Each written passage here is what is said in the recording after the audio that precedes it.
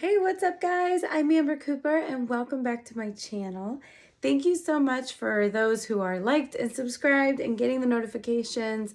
If you're new here, though, just take a quick second, go and hit those buttons so you get all the updates as well as everyone else. And for today's topic, I am barefaced, I'm prepped, and I am going to do another makeup video while I talk about the stay-at-home mom burnout. Y'all, it is real.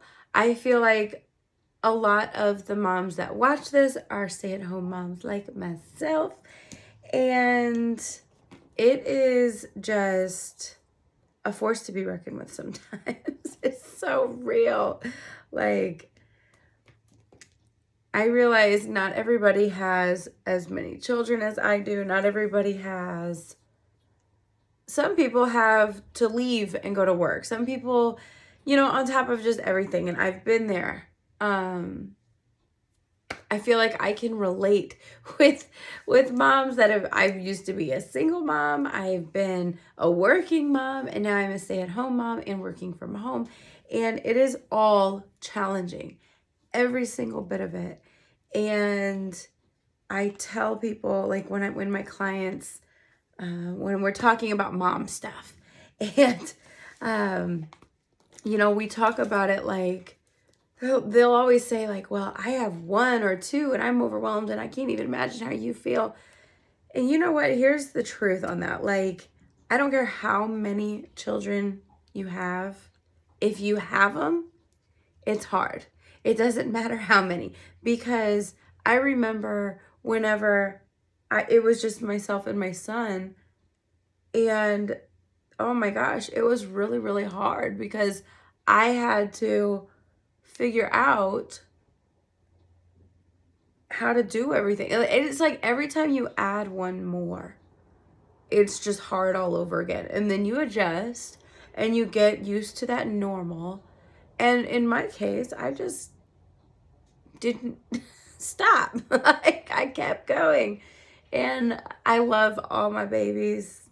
I wouldn't be the same without any of that going on. But, I feel like part of getting used to having your children around and in the different ages that they're in, it's also like getting used to yourself, getting used to taking care of yourself along with everyone else. And like, because we understand, like, okay, well, going from 1 to 2, it's harder to keep the house clean, or 0 to 1, it's like, okay, now how am I going to manage my time for myself and all of my responsibilities and for baby? And there's just a lot of learning. There's a lot of adjusting and maneuvering. And I feel like women in general we don't give ourselves enough credit for the way that we balance out life in so many areas. And I don't say that to toot my horn or somebody else's. I say that because I forget it. I forget it probably too often. And I think a lot of other women do too. So from my experience, when I face mom burnout, it is a lot more now that I'm working from home. And mind you, my husband's work schedule kind of just does what it has to do because he's the one providing for us. So I'm sorting out everything else. And he does everything in his power to help that process, which is so wonderful. But I really can't just expect him to do that all the time. We have to just work together, right? So when I'm facing mom burnout, I feel like it creeps up on me. Like, every other month, I'm going through like some sort of like, oh my gosh, like, I'm so overwhelmed because I am terrible about loading way too much on my to-do list and signing up for too many things. And then I hold my expectations and standards super high, way more unrealistic than it ever needs to be. And I end up biting the dust at some point. And it's usually every other month. So here's what I do to kind of work with around that and to just get back to a level-headed place. There are 3 things that are my first go-to. So the first thing I go to is some sort of self-pampering. So a lot like this, self-pampering can mean a lot of things. Depends on your lifestyle, depends what you like, depends what you want to do. But for me, taking time to get ready, taking time to go like past brushing my teeth and taking a shower. Like being clean is important. However, like I want to feel like a girl. I want to feel, not just a mom, but like I want to get dressed. I want to put my makeup on because it makes me feel pretty and I have fun. Taking time for myself is really more of what it is. I just enjoy makeup and I enjoy doing my hair. So maybe I will get my hair done or honestly do my own facial or something. You can go get massages, get your nails done. There's all sorts of things. But if you're like me and you're a stay-at-home mom on a budget, okay, it's important to know how to be able to do those things on the drop of a dime when you need it. And so for me, it's makeup and hair and just taking time to get dressed and just feel cute, even if it's just in comfy, casual clothes. That's one of the first things that I do. Sometimes I get in my little modes of just feeling like I'm lost, like I'm just lost doing all the mom things, all the wife things, all the everything else except for what pours into my cup, right? And sometimes I just want to be lazy. Sometimes I just want to wear the sweatpants and I don't want to do anything. And so in those situations, I enjoy turning on a movie or binge watching a show for a little while, calling up some girlfriends, maybe trying to make some plans, going for a walk, just set up a lunch. And honestly, you know what is like crazy relaxing to me is just going out to eat by myself. Or like, well, and I say out to eat, like you're probably thinking I'm like sitting in a restaurant somewhere. Honestly, most of the time I don't have time for that. But even just hitting a drive-thru, sitting in the parking lot and not having to share my food, or going and like getting a special treat, like a smoothie or like whatever, whatever is a special thing for you, and just not having to answer to mom, mommy, babe, all the names that we take on in the midst of finding ourselves burnt out, right? So those are other options that I highly recommend. And this third option, y'all know this is a faith-based blog, and I'm telling you, like, if I ever come off like real preachy, guys, forgive me. I want to share the love of the Lord, but honestly, I'm not trying to tell you what to do, like, with your life. I'm just telling you what has worked for me.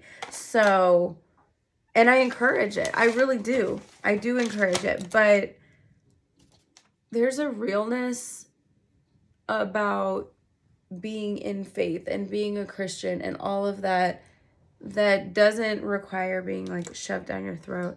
And anyways, the third thing I like to do and I like to encourage is something called a war room. And if you are aware of what that is, it is a spiritual outlet. And what you're doing is literally designating like a tiny little space. It could be a closet, it could be the bathroom, it can be the corner of a room, just somewhere where you're not going to be bothered. And you can literally just vent it all out. You can ugly cry. You can tell God everything that is on your pretty little heart and everything about what's going on. He wants to hear from you. So it gives you the privacy to just take the time and just pour it out. Just get it out. And a lot of the times I have felt like that has helped me so much, because there's a lot of things that our girlfriends can help us with. There's a lot of things, because if they're friends with you, they can relate with you on a certain level. They understand the background of the situations you're in and everything like that. And so it's helpful. But sometimes maybe they don't want to hear it anymore. I'm just being honest. Or sometimes they don't always understand, because we're called to different things. And I don't know.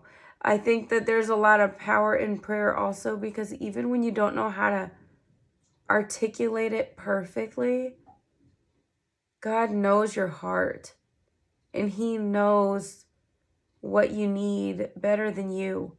He knows what you mean. He knows your intent. Like, that's one thing about having a relationship with God, is like, you can't, like, it all lays bare for Him. Like, you can't hide your intention.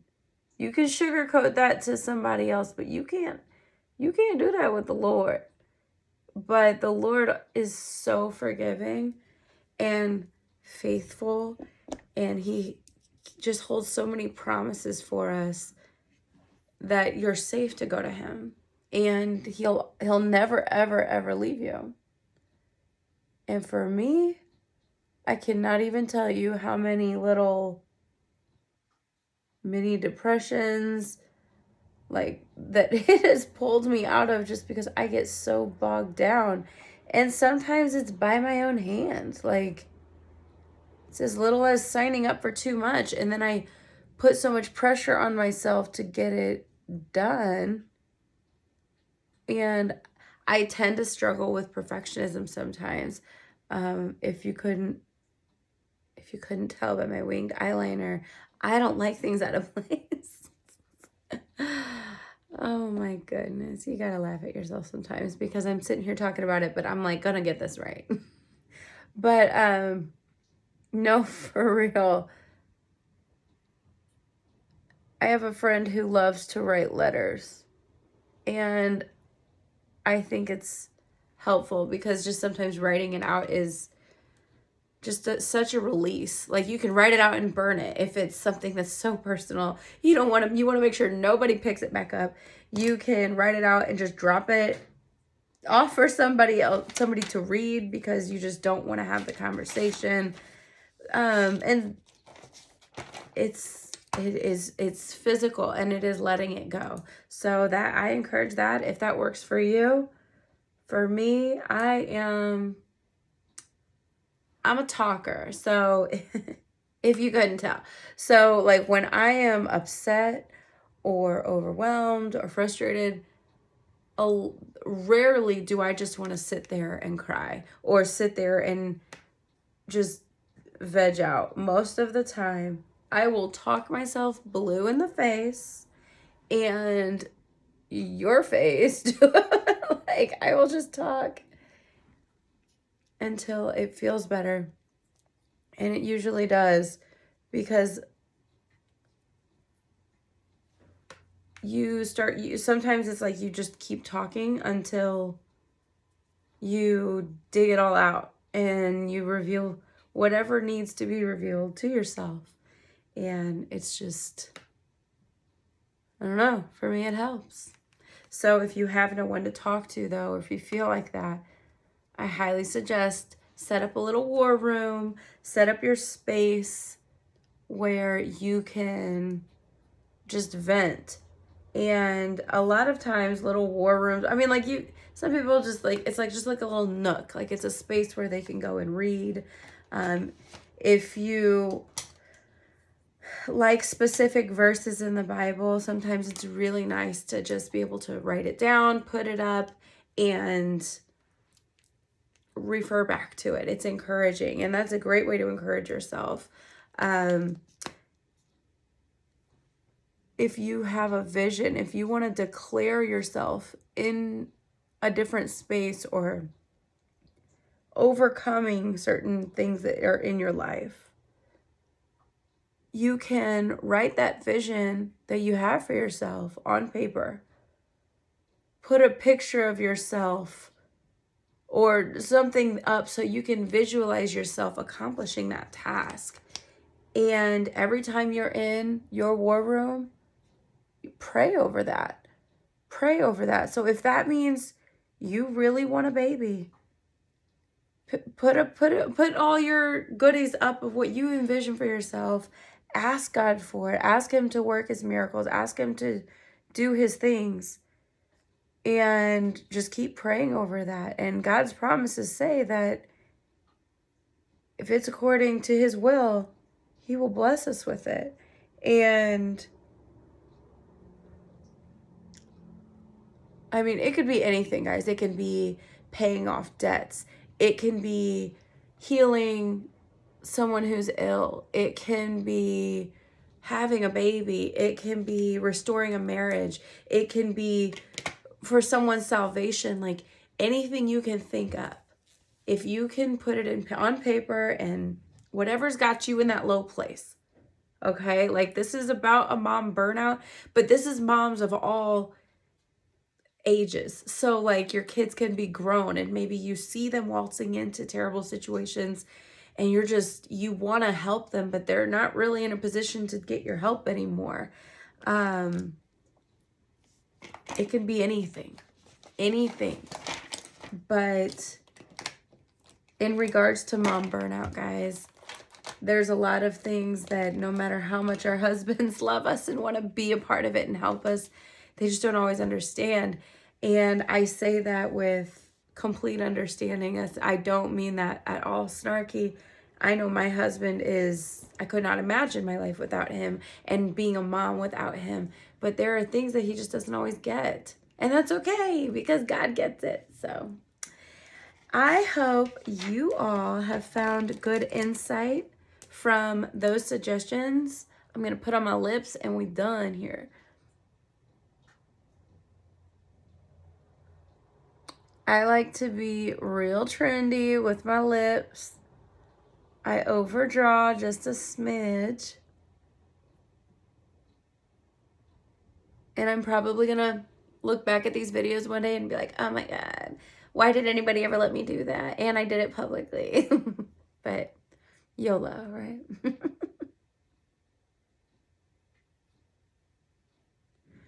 And it makes for great awkward silences like that.